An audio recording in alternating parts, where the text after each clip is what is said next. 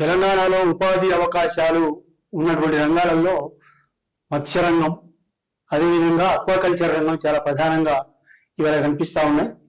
తెలంగాణ రాష్ట్రం ఏర్పడిన తర్వాత ఈ రెండు రంగాలలో కొంత అభివృద్ధి చెందినప్పటికీ కూడా మత్స్య రంగం మీద కొంత దృష్టి ప్రభుత్వం పెట్టింది. అక్వాకల్చర్ రంగం అనేది ఇంకా ఇక్కడ అభివృద్ధి కావాల్సిన అవసరం ఉన్నది. అక్వాకల్చర్ రంగంలో ప్రపంచవ్యాప్తంగా కోవిడ్ మహమ్మారి అనుభవం తర్వాత ప్రపంచవ్యాప్తంగా ఆహార అలవాట్లలో చాలా పెను మార్పులు వచ్చినాయి. చాలా అద్భుతమైన మార్పులు వచ్చినాయి. చాలా వరకు నిల్వ ఉండేటువంటి పదార్థాలని తీసుకునేటువంటి ఈ కొత్త సాంప్రదాయం అనేది ప్రపంచవ్యాప్తంగా పెరిగింది. అందులో ముఖ్యంగా నాన్ వెజిటేరియన్ సంబంధించి చికెన్ కానీ మటన్ కానీ వీటిని నిల్వ చేసుకునేటువంటి అవకాశాలు లేవు. ఎందుకంటే అవి తడిగా ఉంటే తప్ప అవి ఆ రూపంలో ఉంచలేవు.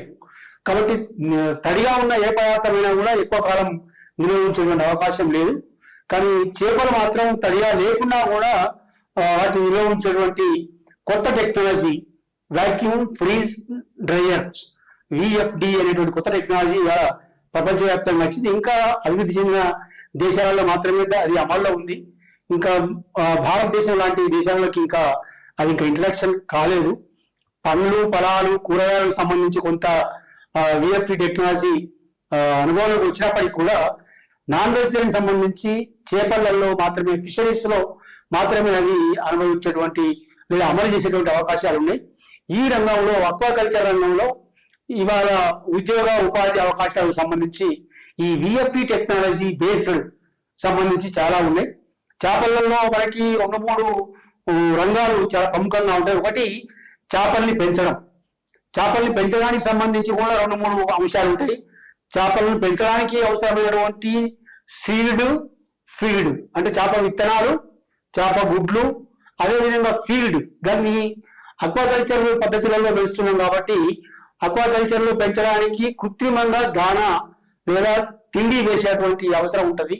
కాబట్టి ఆ ఫీడ్ తయారు చేయడం కూడా ఎంత ప్రోటీన్ ఉండాలా, దానికి సంబంధించిన టెక్నాలజీ వేరే ఉంది.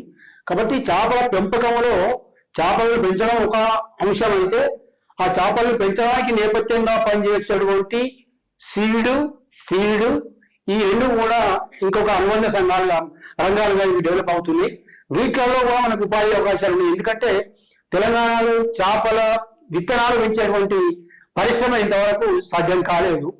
ప్రతి సంవత్సరము ఈ ప్రభుత్వం దాదాపు 100 కోట్ల చేప పిల్లల్ని ఇతర ప్రాంతాల నుంచి తీసుకొచ్చి సబ్సిడీ మీద 100% సబ్సిడీ మీద ప్రభుత్వాలు ఉచిత చేప పిల్లల పంపిణీ పథకాన్ని అమలు చేస్తూ ఉన్నది.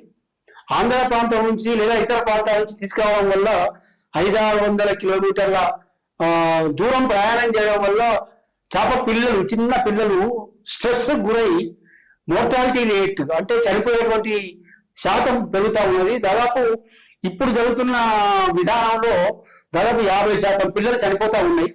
కాబట్టి సర్వైవల్ రేట్ అనేది 50% నుంచి 30% వరకు మాత్రమే ఉంటున్నది. అదే తెలంగాణలోనే హ్యాచరీస్ డెవలప్ చేసి మన ఉపాధి కోసము హ్యాచరీస్ ద్వారా పిల్లల్ని చేసి తర్వాత నర్సరీగా చేసి ఫింగర్లింగ్స్ గా మార్చి ఇట్లా ఈ టెక్నాలజీని వాడుకొని కనుక మనము ఉపాధి అవకాశాలను పెంపొందించే అవకాశాలు ఈ ఫిషరీస్ అక్వాకల్చర్ రంగంలో చాలా అవుతున్నాయి. చేపలు పెంచడానికి సంబంధించి ఈ 3 రకాల అవకాశాలు ఉంటే, పెరిగిన చేపలు, ఒడ్డుకు వచ్చేటువంటి చేపలు చెరువు గట్టు నుంచి లేదా ఒక పాండు నుంచి ప్లేట్ దాకా రావడానికి, మనం వంట రూమ్ దాకా, టేబుల్ మీద దాకా, డైనింగ్ టేబుల్ దాకా, మన ప్లేట్లో దాకా రావడానికి మధ్యలో చాలా అవకాశాలు, దాన్ని మనం వాల్యూ యాడిషన్ అని అంటాము. ఈ వాల్యూ యాడిషన్ లో చేపలకు సంబంధించిన వాల్యూ యాడిషన్ లో ఇంకా అనేక రకాల అవకాశాలు ఇవాళ అందుబాటులోకి వచ్చినాయి. చేపలని ప్రాసెసింగ్ చేయడం అంటే శుభ్రం చేయడం. ఇవాళ చేపలు తినాలని ప్రతి డాక్టరు, ప్రతి వైద్యుడు కూడా చెప్తా ఉంటాడు. చికెన్, మటన్ కంటే కూడా ఎలాంటి కొవ్వు పదార్థాలు లేని ఒమేగా 3 యాంటీ యాసిడ్స్ ఉన్నటువంటి ఈ అనేక లవణాలు, తర్వాత ఇంకా ఆరోగ్యకరమైనటువంటి అంశాలు ఉన్నటువంటి చేపలు తినాలని చెప్పి డాక్టర్లందరూ కూడా, వైద్యులందరూ కూడా చెప్తా ఉన్నారు. అంతర్జాతీయంగా ఉన్నటువంటి వరల్డ్ హెల్త్ ఆర్గనైజేషన్ WHO చెప్పింది ఏమిటి అంటే మనిషి ఆరోగ్యంగా ఉండాలంటే ఒక మనిషి తప్పనిసరిగా సంవత్సరంలో కనీసం 21 కిలోల చేపలు తినాలని చెప్పి వరల్డ్ హెల్త్ ఆర్గనైజేషన్ నిర్దేశించింది. మన భారతదేశంలో కూడా మన దగ్గర ఉన్నటువంటి ఆరోగ్య సూత్రాల ప్రకారంగా 12 కిలోలు కనీసం ఇండియాలో కనీసం 12 కిలోలు అంటున్నారు. కానీ మనది ఇలా భారతదేశ సగటు 6 నుంచి 8 కిలోల మధ్యలోనే మనం చేపలు తింటా ఉన్నాం. అంటే ఇక చాలా గ్యాప్ ఉంది. అంతర్జాతీయ స్థాయికి పోల్చుకుంటే 21 కిలోలు, జాతీయ స్థాయికి పోల్చుకుంటే 12 కిలోలు, అంటే డబుల్ కంటే ఎక్కువ అవకాశాలు ఫిషరీస్ రంగంలో, ఫిషరీస్ చేపల ఆహార రంగంలో మార్కెట్ ఉన్నది అని అర్థం చేసుకోవచ్చు. కాబట్టి ఫిష్ ప్రాసెసింగ్ పెంచడంలో ఎన్ని అవకాశాలు అయితే ఉన్నాయో అదేవిధంగా ప్రాసెసింగ్ లో కూడా అట్లాంటి అవకాశాలు చాలా ఉన్నాయి. ప్రాసెసింగ్ తర్వాత ప్రాసెసింగ్ అయిన దాన్ని నిల్వ చేయడం అనేది ఇంకొక పద్ధతి. డీప్ ఫ్రీజింగ్ అనేది ఒక పద్ధతి అయితే విఎఫ్డి వాక్యూమ్ ఫ్రీజ్ డ్రైయింగ్ అనేది రెండవ పద్ధతి. డీప్ ఫ్రీజ్ డ్రైయింగ్ అనేది ఒక నెల 2 నెలలు చేపల ఆహారాన్ని నిల్వ చేయడానికి ఉపయోగపడుతుంది. ఇవాళ మొత్తం మార్కెట్లలో, ఆధునిక మార్కెట్లలో అవి అందుబాటులోకి వచ్చాయి. కానీ విఎఫ్డి టెక్నాలజీ అనేది ఒక షెల్ఫ్ లైఫ్ అనేది 20 సంవత్సరాల దాకా ఉండేటువంటి అవకాశం ఉంది. ఒక పచ్చి ముక్కను ఫ్రీజ్ డ్రైయింగ్ చేసి ఎండబెట్టడం ద్వారా 98% తేమను అందులోకి తొలగించి కేవలం 2% మాత్రమే దానిలో తేమ ఉండేలా చేసి, అంటే పూర్తి డ్రై చేసి దాన్ని ప్యాక్ చేయడం వల్ల అది మళ్ళీ మనం వాడుకున్నప్పుడు వేడి నీళ్ళల్లో ఒక 2 నిమిషాలు మనం ఎట్లాగైతే ఇవాళ మిగతా ఆహార పదార్థాలు ఎట్లాగైతే నీళ్ళలో వేసి తింటున్నామో, రెడీ టు ఈట్ పద్ధతిలో తింటున్నామో, అట్లా చేపలను కూడా మళ్ళీ ఫ్రెష్ ఫిష్ లాగా మార్చడానికి ఈ వాక్యూమ్ ఫ్రీజ్ డ్రైయర్ టెక్నాలజీ ఉపయోగపడుతున్నది. ఇది ఇంకా ఇండియాలో చాలా ప్రాచుర్యంలోకి రావాల్సింది. ప్రపంచవ్యాప్తంగా ఇలా క్యాచింగ్ అప్ అవుతున్నది, చాలా ప్రాచుర్యంలోకి వచ్చింది. కాబట్టి ఇట్లా మత్స్య రంగంలో లేదా ఫిషరీస్ రంగంలో పాటు అక్వాకల్చర్ రంగంలో కూడా చేపలను పెంచడంలో కొత్త విధానాలు, పెంచిన చేపలన్నీ ఒట్టుకొచ్చిన చేపల్ని ప్లేట్లోకి వచ్చేదాకా ఆహార పదార్థాలుగా మార్చే విధంగా. ఇంతకుముందు మనం చేపలు అనగానే చేపల పులుసు లేదా చేపల ఫ్రై లేదా ఎండు చేపలు, ఈ 3 స్థాయిలలో మాత్రమే మనం వాటిని వాడుకునే వాళ్ళము. కానీ ఇవాళ మారిన టెక్నాలజీ, ఈ కోవిడ్ నేపథ్యంలో వచ్చినటువంటి ప్యాకేజింగ్ సిస్టము, అదేవిధంగా ఆహార అలవాట్లు, మనుషులకు వచ్చినటువంటి ఆహార అలవాట్లలో మార్పులు, వీటన్ని ఫలితంగా ఇవాళ చేపలను 26 రకాల ఆహార పదార్థాలుగా మార్చేటువంటి టెక్నాలజీస్ ఇవాళ అందుబాటులోకి వచ్చినాయి.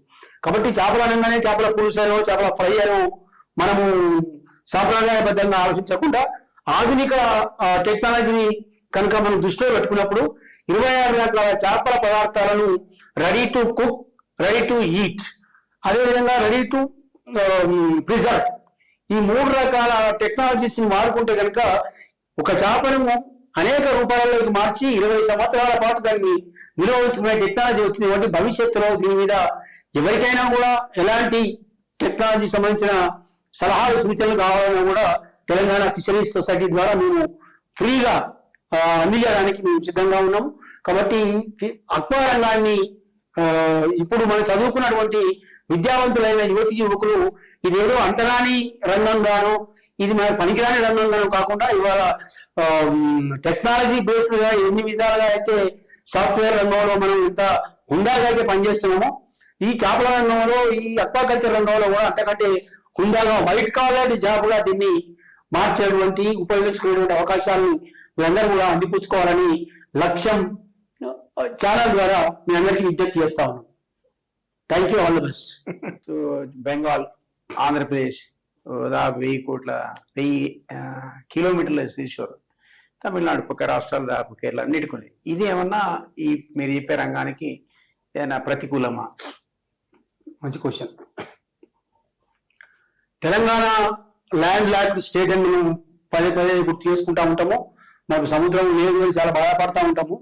కానీ ఇవాళ ఆంధ్రప్రదేశ్ సముద్ర తీరంతో పాటు మిగతా నీటి వనరులు ఉండే ఆంధ్రప్రదేశ్ భారతదేశంలో అత్యధికంగా చేపలను ఉత్పత్తి చేసేటువంటి నంబర్ 1 స్టేట్ గా ఇలా కనబడతా ఉన్నది.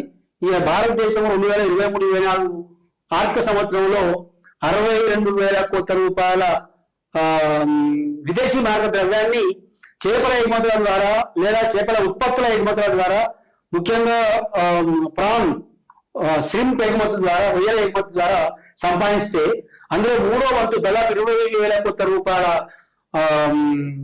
ఆర్థిక వనరులని ఆంధ్రప్రదేశ్ రాష్ట్రం ఒకటే సంపాదించగలిగింది. సముద్రం ఉండడం వల్ల వాళ్ళకి అందివచ్చేటువంటి అవకాశం. కానీ ఎవరికి తెలియని, ఎవరు గుర్తించని వాస్తవం ఏంటంటే ఆంధ్రప్రదేశ్ కంటే సముద్రం లేని తెలంగాణలో అంతకంటే నీటి వనరులు ఎక్కువ ఉన్నాయి. ఎందుకు అంటే కాకతీయుల కాలం నుంచి, నిజాం కాలం నుంచి తెలంగాణలో ఉన్నటువంటి నీటి వనరుల యొక్క గొలుసుకట్టు చెరువులు అనేటువంటి వ్యవస్థ అనేది ప్రపంచంలో ఎక్కడ కూడా లేదు.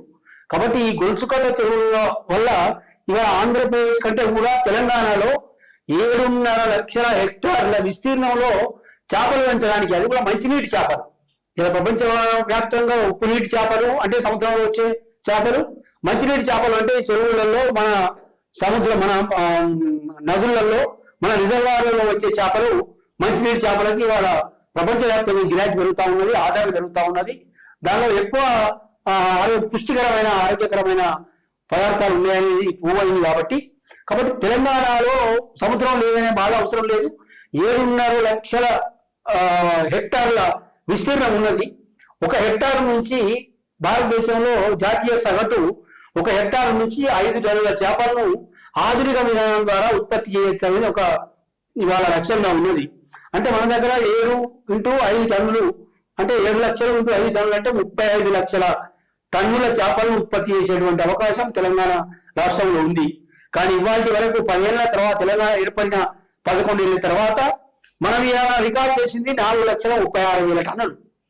అంటే 35 లక్షల టన్నుల ఉత్పత్తి చేసే అవకాశం ఉన్న తెలంగాణ నీటి వనరులలో మనం ఇప్పటిదాకా ట్యాప్ చేసింది కేవలం 4 లక్షలు 5 లక్షలు కాదు. కాబట్టి ఇంత పెద్ద గ్యాప్ ఉన్నది. కాబట్టి చాలా ఉత్పత్తిలో కూడా అనేక ఉపాధి అవకాశాలు ఉన్నాయనేది మన యువత, చదువుకున్న వాళ్ళు ఎక్కడికో ఉద్యోగాలకి, విదేశాలకు పోవడానికో, దుబాయ్ పోవడానికో, ఇంకొక దగ్గరికి పోవడానికో, లేదా సాఫ్ట్వేర్ మీద ఆధారపడి ఇవాళ అమెరికాలో H1 వీసాల గందరగోళాన్ని అనుభవించే కంటే, ఆ టెన్షన్ పడే కంటే గింత సముద్రం అంత లోతైన అవకాశాలు ఉన్నటువంటి ఈ రంగాన్ని, మత్స్య రంగాన్ని ఉన్న అవకాశాలను మనము అందిపుచ్చుకోవాల్సిన బాధ్యత మన మీద ఉన్నది.